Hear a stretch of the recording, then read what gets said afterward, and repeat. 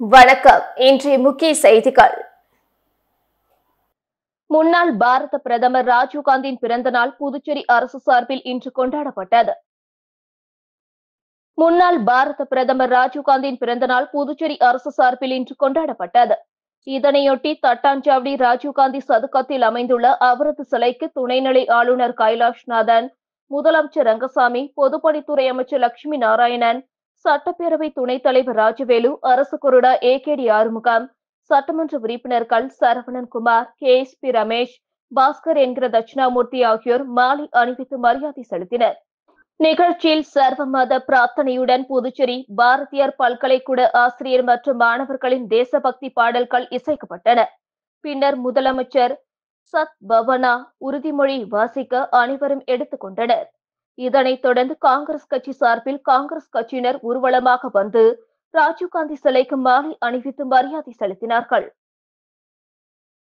மறைந்த முன்னாள் பாரத பிரதமர் ராஜீவ்காந்தி பிறந்த நாளை முன்னிட்டு வில்லியனூரில் அமைந்துள்ள அவரது திருவுருவ சிலைக்கு காங்கிரஸ் கட்சி நிர்வாகிகள் மாலை அணிவித்து இனிப்புகள் வழங்கி கொண்டாடினர்.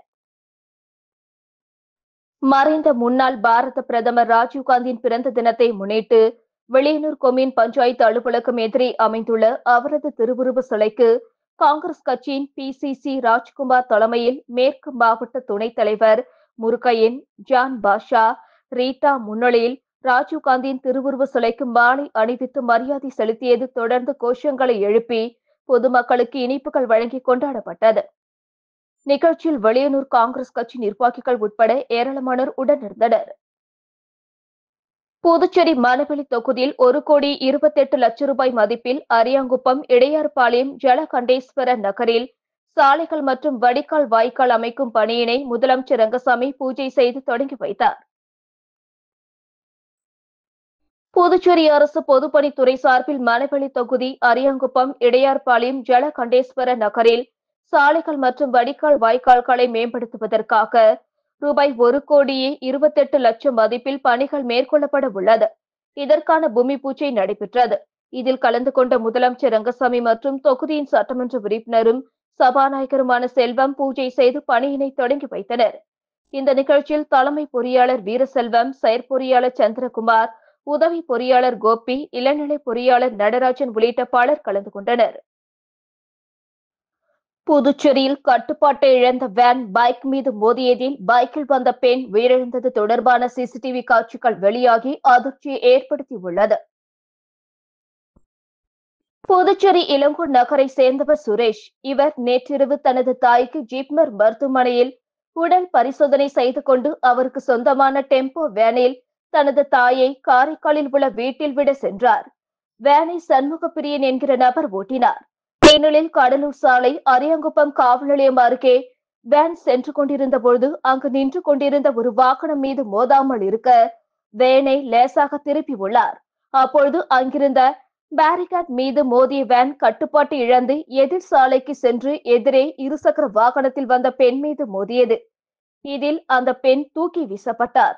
அதில் அவருக்கு முன் தலையில் பலத்த அடிபட்டிருந்த நிலையில் சாலையில் அவ்வழியே சென்றவர்கள் அந்த பெண்ணை மீட்டு அரசு மருத்துவமனைக்கு அழைத்து சென்றபோது அவர் உயிரிழந்து விட்டதாக மருத்துவர்கள் தெரிவித்துள்ளனர். இந்த விபத்து குறித்து தகவலின் பேரில் சம்பவ இடத்திற்கு வந்த போலீசார் வேன் ஓட்டுநரை கைது செய்து அவரிடம் நடத்திய முதற்கட்ட விசாரணையில் வேனில் பிரேக் பிடிக்காததால் இந்த விபத்து நடந்தது என தெரிய வந்துள்ளது. இதனைத் தொடர்ந்து அந்த பெண் குறித்து விசாரணை செய்தபோது அவர் கொம்பாக்கம் பகுதியை சேர்ந்த தியேட்டர் ஊழியர் ராம்குமார் மனைவி அமுதா என்றும், விபத்து நடந்த இடத்தில் இருந்து 100 மீட்டர் தொலைவில் உள்ள டைல்ஸ் கடை ஒன்றில் பணியாற்றி வந்த நிலையில் பணி முடித்து வீட்டிற்கு செல்லும் போது விபத்தில் சிக்கி உயிரிழந்தது தெரிய வந்துள்ளது. மேலும் இந்த விபத்து தொடர்பான நெஞ்சை பதப்பதைக்கும் CCTV காட்சிகள் வெளியாகியுள்ளது. வில்லியனூர் பிருந்தாவனம் விரிவாக்கம் பகுதியில் ரூபாய் 14 லட்சம் செலவில் சாலை அமைக்கும் பணி எதிர்க்கட்சித் தலைவர் சிவா தொடங்கி வைத்தார். புதுச்சேரி மாநிலம் வில்லியனூர் சட்டமன்ற தொகுதி விழுப்புரம் புதுச்சேரி தேசிய நெடுஞ்சாலையை ஒட்டியுள்ள வில்லியனூர் பிருந்தாவனம் நகர் விரிவாக்கம் பகுதி மக்களின் நீண்ட நாள் கோரிக்கை ஏற்று சட்டமன்ற உறுப்பினர் மேம்பாட்டு நிதியிலிருந்து ரூபாய் 14,16,000 ஒதுக்கீடு செய்யப்பட்டு வில்லியனூர் கொம்யூன் பஞ்சாயத்து மூலம் பணி மேற்கொள்வதற்கான பூமி பூஜை நிகழ்ச்சி நடைபெற்றது. இதில் தொகுதி சட்டமன்ற உறுப்பினரும் சட்டமன்ற எதிர்க்கட்சி தலைவருமான சிவா கலந்து கொண்டு புதிய சாலை அமைக்கும் பணியினை பூஜை செய்து தொடங்கி வைத்தார். இந்த நிகழ்ச்சியில் வில்லியனூர் கொம்யூன் பஞ்சாயத்து இளநிலை பொறியாளர் சத்யநாராயணா, வில்லியனூர் திமுக நிர்வாகிகள் உட்பட பலர், அப்பகுதி மக்கள் என திரளானோர் கலந்து கொண்டனர். புதுச்சேரியில் 50 லட்சம் ரூபாய் மதிப்பில் முகத்துவாரம் தூர்வாரும் பணியினை சபாநாயகர் செல்வம் பூஜை செய்து தொடங்கி வைத்தார். சுற்றுலாவை மேம்படுத்தும் வகையில் நோனாங்குப்பம் ஆற்றில் படகு சவாரி மேற்கொள்ளப்பட்டு வருகிறது. மேலும் மீனவர்களும் ஆற்றின் வழியாக கடலுக்கு மீன்பிடிக்க செல்கின்றனர். இந்த நிலையில் முகத்துவாரத்தில் படகுகள் கரை தட்டுவதால் படகுகள் சேதமடைகிறது. இதனால் முகத்துவார பகுதியை தூர்வார வேண்டும் என்று கோரிக்கை விடுத்திருந்தனர்.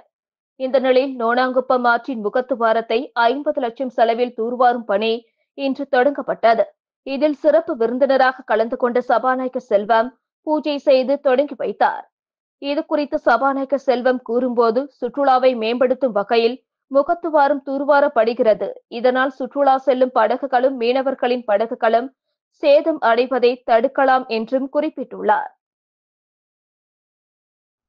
புதுச்சேரியில் 5 கோடி ரூபாய் மதிப்புள்ள இடத்தை திமுக முன்னாள் அமைச்சர் அபகரிக்கும் முயற்சியில் தன்னை மிரட்டுவதாக பிரெஞ்சு குடியுரிமை பெற்ற முதியவர் கண்ணீர் மல்க தெரிவித்துள்ளார். புதுச்சேரி பெருமாள் கோவில் வீதியை சேர்ந்தவர் மூர்த்தி பால்ராஜ். வயதான இவர் பிரெஞ்சு குடியுரிமை பெற்றவர். இவருக்கு சொந்தமான 2200 சதுர அடி இடம் புதுச்சேரி கொசக்கடை வீதியில் கடையுடன் உள்ளது. இந்த இடத்தில் புதுச்சேரி திமுக முன்னாள் அமைச்சரும் தற்பொழுது திமுகவின் மாநில அவை தலைவருமான SP சிவகுமார் 15 ஆண்டுகளுக்கு மேலாக வாடகைக்கு நகைக்கடை நடத்தி வருகிறார். மூர்த்தி பால்ராஜின் மனைவி இறந்த நிலையில் தனது மகன்களுக்கு சொத்தை பிரித்து கொடுப்பதற்காக முன்னாள் அமைச்சர் SP சிவகுமாரிடம் கடை காலி செய்து கொடுக்குமாறு வலியுறுத்தியுள்ளார். ஆனால் கடை காலி செய்யாமல் திமுக முன்னாள் அமைச்சர் இடத்தை அபகரிக்கும் நோக்கத்தில் இடத்தின் உரிமையாளரான மூர்த்தி பால்ராஜை மிரட்டியுள்ளார். இதனால் அதிர்ச்சி அடைந்த அவர் கடந்த டிசம்பர் மாதம் பெரியகடை காவல் நிலையத்தில் புகார் அளித்துள்ளார். ஆனால் புகார் மீது போலீசார் வழக்கு பதிவு செய்யப்படவில்லை. இந்த நிலையில் செய்தியாளர்களை சந்தித்த மூர்த்தி பால்ராஜ், திமுக முன்னாள் அமைச்சர் SP சிவகுமார் தனது இடத்தில் வாடகைக்கு இருந்து கொண்டு இடத்தை காலி செய்யாமல் 5 கோடி ரூபாய் மதிப்புள்ள இடத்தை அபகரிக்கும் முயற்சியோடு அரசியல் பின்பலத்தோடு தன்னை மிரட்டுவதாகவும், காவல் நிலையத்தில் கொடுத்த புகாரின் மீது போலீசார் நடவடிக்கை எடுக்காமல் தன்னை அலக்கழிப்பதாகவும் கண்ணீர் மல்க தெரிவித்துள்ளார். மேலும் முன்னாள் அமைச்சர் SP சிவகுமாரிடம் இருந்து தனது இடத்தை மீட்டுக் கொடுக்க புதுச்சேரி அரசு நடவடிக்கை எடுக்க வேண்டும் என்றும் அவர் கேட்டுக் கொண்டார். புதுச்சேரியில் பல்வேறு இடங்களில் கட்டப்பட்டு வரும் அரசு அடுக்குமாடி குடியிருப்புகளை மாவட்ட ஆட்சியர் குலந்துங்கன் பார்வையிட்டு ஆய்வு செய்தார். புதுச்சேரியில் ஸ்மார்ட் சிட்டி திட்டத்தின் கீழ் பொதுப்பணித்துறை மூலம் லம்போர்ட் சரவணன் நகரில் 128 வீடுகள் கொண்ட அடுக்குமாடி குடியிருப்புகள், ஸ்மார்ட் சிட்டி துறையின் மூலம் திப்ராயப்பேட்டையில் 60 வீடுகள் கொண்ட அடுக்குமாடி குடியிருப்புகள் கட்டுமான பணிகள் நடந்து வருகிறது. அடுக்குமாடி குடியிருப்பு கட்டுமான பணிகளை கலெக்டர் குலந்துங்கன் சம்பந்தப்பட்ட துறை அதிகாரிகளுடன் நேற்று ஆய்வு மேற்கொண்டார். அப்பொழுது கட்டுமான பணியின் தற்போதைய நிலை குறித்து அதிகாரிகளிடம் கேட்டறிந்தார். கட்டுமான பணிகளை விரைந்து முடிக்க அறிவுறுத்தினார். அப்பகுதியில் நடந்து வரும் சாலை அமைக்கும் பணிகள், லாம்போர்ட் சரவணன் நகரில் குடிசை மாற்று வாரியத்தின் மூலம் நடந்து வரும் அடுக்குமாடி குடியிருப்பு கட்டுமான பணிகளையும் கலெக்டர் குலந்துங்கன் ஆய்வு செய்தார். முன்னாள் பிரதமர் ராஜீவ்காந்தி பிறந்த நாளையொட்டி ஆதிதிராவிட நலத்துறையில் சத்பவனா உறுதிமொழி ஏற்கும் நிகழ்ச்சி துறை இயக்குநர் இளங்கோவன் தலைமையில் நடைபெற்றது. புதுச்சேரி அரசு ஆதிதிராவிடர் மற்றும் பழங்குடியினர் நலத்துறையில் முன்னாள் பாரத பிரதமர் பாரத ரத்னா ராஜீவ்காந்தியின் பிறந்த நாளையொட்டி சத்பவனா உறுதிமொழி ஏற்கும் நிகழ்ச்சி இன்று நடைபெற்றது. ஆதிதிராவிடர் மற்றும் பழங்குடியினர் நலத்துறை இயக்குநர் இளங்கோவன் சத்பவனா உறுதிமொழி வாசிக்க துறை அதிகாரிகள், ஊழியர்கள் உறுதிமொழி ஏற்றுக்கொண்டனர். புதுச்சேரியில் இணைய வழியில் 8 பேரிடம் ரூபாய் 5.10 லட்சம் மோசடி செய்தது தொடர்பாக போலீசார் விசாரணை நடத்தி வருகின்றனர். பாகூர் அடுத்த மணமேட்டை சேர்ந்த நபரை தொடர்பு கொண்ட மர்ம நபர் பகுதி நேர வேலையாக ஆன்லைனில் முதலீடு செய்து அதிக லாபம் பெறலாம் என ஆசை வார்த்தை கூறியுள்ளார்.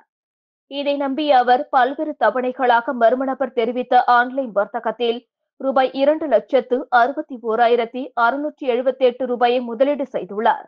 அதன் மூலம் வந்த லாப பணத்தை எடுக்க முயன்றபோது முடியவில்லை. இதேபோல் காலாப்பட்டை சேர்ந்த பெண் 64,300 ரூபாய், குயவர்பாளையத்தை சேர்ந்த நபர் 36,690 ரூபாய், லாஸ்பேட்டை சேர்ந்த பெண் 14,000, புதுசாரத்தை சேர்ந்த நபர் 40,000, ஏனாமை சேர்ந்த நபர் 69,177 ரூபாய், சண்முகாபுரத்தை சேர்ந்த பெண் 10,000, மற்றொரு பெண் 15,000 என 8 பேர் மோசடி கும்பலிடம் 5,10,815 ரூபாயை ஏமாந்துள்ளனர். இது குறித்த புகார்களின் பேரில் சைபர் கிரைம் போலீசார் வழக்கு பதிந்து விசாரித்து வருகின்றனர். புதுச்சேரிக்கு உலகளாவிய முதலீட்டை ஈர்க்கும் வகையில் சர்வதேச வணிக உச்சி மாநாடு வருகிற 22ஆம் தேதி தொடங்கி 3 நாட்கள் நடைபெற உள்ளதாக சுற்றுலாத்துறை அமைச்சர் லட்சுமி நாராயணன் தெரிவித்துள்ளார். புதுச்சேரிக்கு உலகளாவிய முதலீட்டை ஈர்க்கும் வகையில் புதுச்சேரி அரசு சுற்றுலாத்துறை ஆகஸ்ட் 22ஆம் தேதி முதல் 24ஆம் தேதி வரை சர்வதேச வணிக உச்சி மாநாட்டை நடத்துகிறது.